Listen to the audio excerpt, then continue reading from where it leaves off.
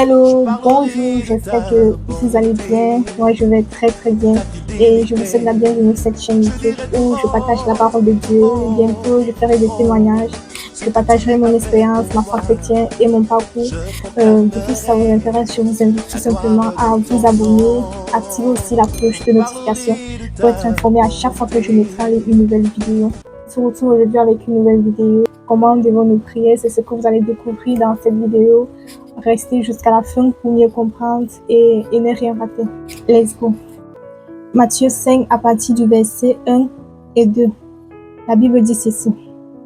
Voyant la foule, Jésus monta sur la montagne et après qu'il se fut assis, ses disciples s'approchaient de lui. Puis ayant ouvert la bouche, il les enseigna et dit. Matthieu 6 à partir du verset 5. Lorsque vous priez, ne soyez pas comme les hypocrites. Lorsque vous priez, ne soyez pas comme les hypocrites, qui aiment à prier debout dans les synagogues et au coin des rues, pour être vus des hommes. Je vous le dis en vérité, ils reçoivent leur récompense.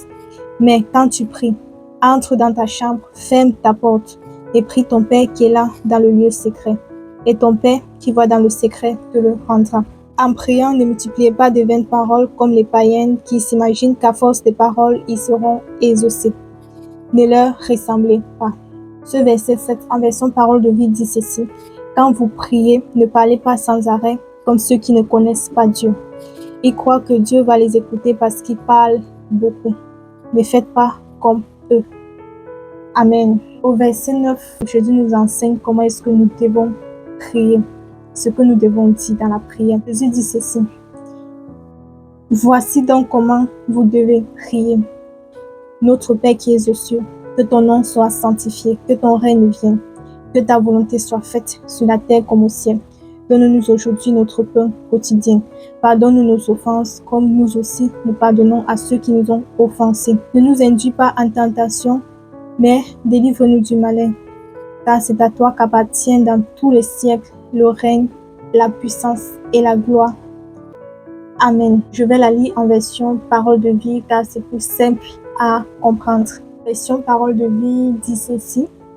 Vous devez donc prier de cette façon. Vous devez donc prier de cette façon. Notre Père qui est dans les cieux, ton nom est saint. Fais que tout le monde le connaisse. Verset 10. Fais venir ton royaume.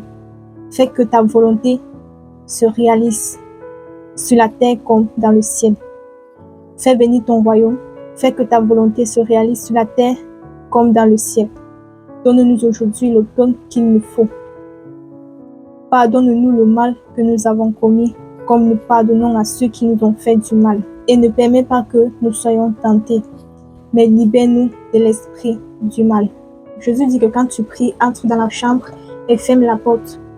Et prie ton Père qui est dans le lieu secret. Et ton Père qui voit dans le secret te le rendra. Maintenant, comment est-ce que nous devons prier lorsque nous entrons dans la chambre et nous fermons la porte? Verset 9 jusqu'à 13, Jésus nous enseigne comment est-ce que nous devons prier. Et lorsque tu pries, la première chose que tu dois demander dans ta prière, tu dois demander à Dieu de se révéler dans ta vie, de faire connaître son nom au travers de ta vie, afin que sa sainteté soit manifestée aux yeux de tous.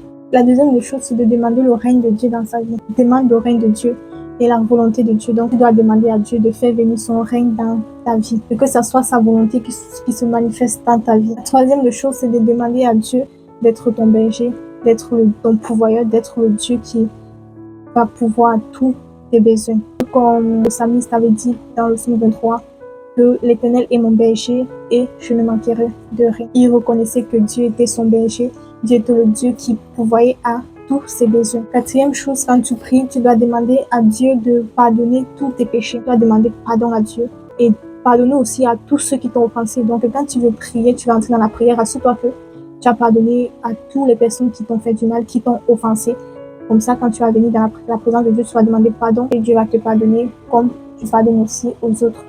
La cinquième chose, nous devons demander à Dieu de nous délivrer du malheur et qu'il nous préserve de la tentation du malin. Et le sixième, c'est que tu dois reconnaître que le règne, la puissance et la gloire appartiennent à l'Éternel dans tous les siècles. La Bible dit que cherchez premièrement le royaume des cieux et tout le reste vous seront donnés par-dessus. Et la Bible aussi nous demande de prier sans cesse. La Bible dit prier sans cesse. Et voilà comment Jésus nous demande de de prier. Je prie que vous soyez bénis par cet enseignement et je vous dis à bientôt pour une prochaine vidéo. Bisous.